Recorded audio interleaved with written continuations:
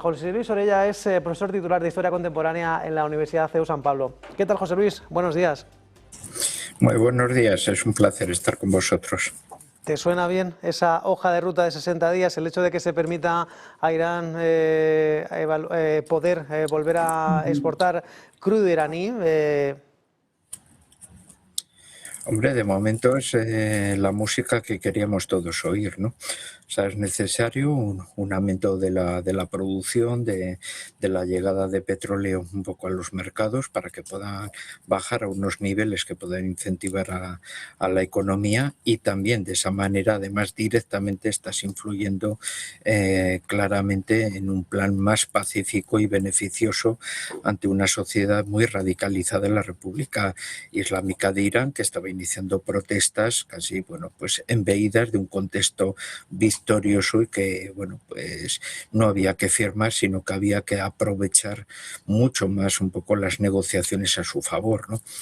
Así que claramente yo creo que es una música muy agradable para ir estableciendo un poco esos inicios de un contexto de paz. Otro de los aspectos más controvertidos es el programa nuclear iraní. Yo no sé en qué medida, José Luis, esa posible aceptación de inspectores del Organismo Internacional de Energía Atómica representaría un cambio sustantivo. De momento parece que estamos en ese duelo de narrativas, y que ha hablado Kaber Galibaf asegurando que no van a permitir la entrada de inspectores. ¿Ese es probablemente el último punto de esta hoja de ruta, el más controvertido? Hombre, en parte sí, porque falta un poco de información también en ese aspecto. ¿En qué sentido? El programa nuclear iraní, pues claramente sin ayudas internacionales es imposible que se desarrolle. Es algo que va a subrayarlo mucho Estados Unidos a nivel propagandístico, porque es el punto clave, podemos decir, para poder vender ante las elecciones de medio corte que va a tener después del verano, bueno, como que este tratado de paz en realidad no es un fracaso, sino es una victoria que ha conseguido eliminar un poco ese programa militar de Irán como un peligro, bueno, pues para los Estados Unidos. El problema de los observadores internacionales, ¿cuál es? Que han comprobado perfectamente cómo muchas de las informaciones de las anteriores misiones internacionales que estuvieron en centrales nucleares han servido para los bombardeos estratégicos que sufrió Irán ahora. Por lo tanto, claro, si tú resulta que permites observadores internacionales que van con unos objetivos de observación, pero luego esa información la usan precisamente para pasarla a Estados Unidos, que la usa estratégicamente para bombardeos militares, pues entonces claramente aquí tenemos, bueno, pues una interferencia y una prostitución de esa información, porque en realidad estarían sirviendo un poco de espías, ¿no? Entonces, esta parte, que es la que no nos la cuentan, ese uso de inteligencia que fue usado y que dijo, oiga, es que allí donde han estado los observadores internacionales han sido los centros neurálgicos que han sufrido principalmente los bombardeos estratégicos, es un poco de lo que se está hablando. ¿Se está permitiendo que haya observadores internacionales de verdad, o en realidad se está abriendo las puertas a posibles observadores que lo van a usar para bombardeos estratégicos en el futuro? Bueno, ha hablado Bezalel Smotrich, ministro de Finanzas israelí, que bueno, asegura que no se van a ir del sur del Líbano mientras exista Hezbollah. Hombre, pues así ganan siempre. Es probablemente ese punto, esa carta blanca a la que se agarra Israel, la presencia de Hezbollah en la zona, y también la carta blanca a la que se agarra Irán, ese alto el fuego, ese control militar de Israel en Líbano para romper la baraja. ¿Es el punto más caliente? Sí. Claramente, Irán está intentando demostrar un poco al contrario que Estados Unidos, que ellos están siempre al lado de sus aliados. Hombre, Hezbollah, todo el mundo sabe desde un inicio que es un instrumento por parte de Irán para, bueno, pues más o menos encauzar, controlar a la comunidad chií libanesa. Y en los momentos en los cuales vivimos, la democracia libanesa, todos los partidos políticos renunciaron a sus milicias armadas, excepto Hezbollah, que es la que la mantiene, pero que la utiliza a nivel propagandístico podemos decir, como elemento defensivo frente a los ataques de Israel, pero que precisamente su presencia es la que convierte el que el sur del Líbano se convierta plenamente en objetivos de Israel, que también tiene bueno, sus objetivos secretos de expansionismo y de control de los recursos acuíferos de esa zona sur del Líbano, ¿no? Entonces, como vemos, hay agendas súper tapadas. Para Irán es imprescindible esa protección un poco de lo de Hezbollah. El Líbano quiere que por fin se pueda disfrutar de una democracia plena en las cuales las fuerzas regulares libanesas tengan el monopolio claramente del armamento y no haya ninguna milicia secreta. Y por parte de Israel, es podemos decir, la característica que le proporciona el poder atacar de manera misericordia el sur del Líbano, ¿no?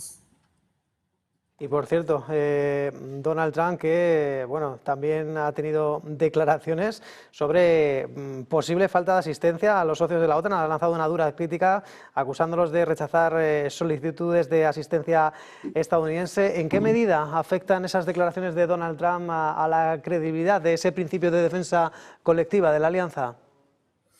Bueno, es uno de los puntos que estamos tratando habitualmente. O sea, la OTAN es una alianza militar de todos, pero que, bueno, Trump está enseñando la cartilla para que verdaderamente después del conflicto de la Guerra Fría, para qué es lo que ha servido. Es una alianza militar que sirve para los intereses de la política internacional estadounidense y ya está. Y los demás exclusivamente tienen que arropar ese tipo de procesos convenios, bases militares que tienen unos objetivos claros de colaboración.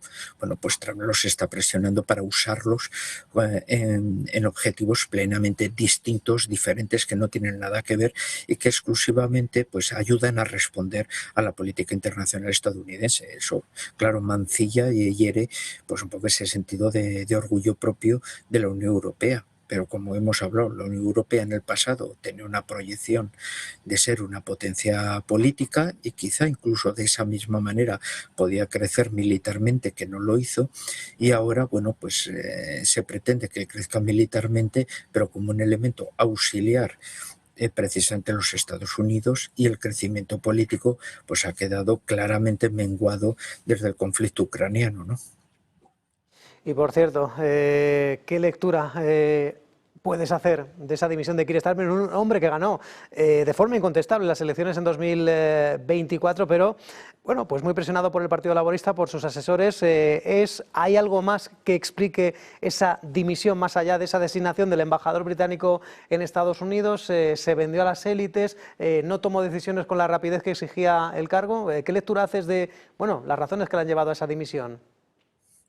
Hombre, hay un claro divorcio entre los asuntos de política internacional, para los cuales, bueno, él estaba gestionando un poco los recursos y la imagen de Gran Bretaña, y los problemas reales de la sociedad británica, que estamos en el 10º aniversario del Brexit. La situación de crecimiento más bien ha sido totalmente negativa, las ilusiones que había prometido ello no se han desarrollado, y además problemas de integración, de orden público, lo que se había prometido, un poco de soberanismo pues a nivel de limitar la llegada de inmigración, ha sido todo lo contrario. Hay una inmigración sobre todo procedente de países extraeuropeos de manera masiva para ciertos sectores que la economía británica solicita, y por tanto, bueno, pues Starmer pues se le ve como un gran servidor de esa política internacional, pero que para lo que debería servir como primer ministro de la sociedad británica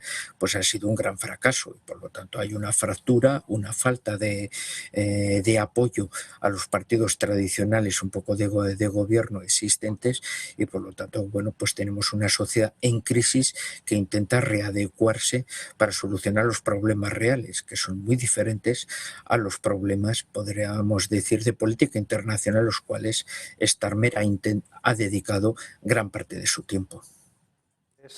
Cuando cayó Liz Truss, se abrió una veda en el partido Tory y finalmente salió Rishi Sunak, pero hubo proceso de primarias, hubo contienda. ¿Crees que aquí puede haber contienda o que Andy Barham va a ganar por aclamación? Wes Streeting le ha dado su apoyo.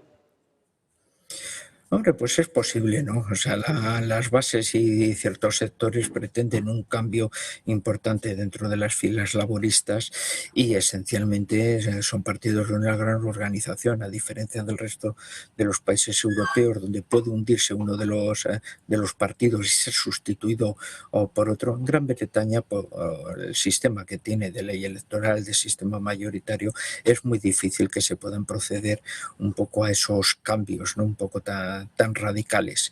Y entonces la reforma, lo habitual es que siempre proceda desde dentro con un cambio claramente un poco de las caras que prometan unos cambios radicales que luego al final no son para tanto.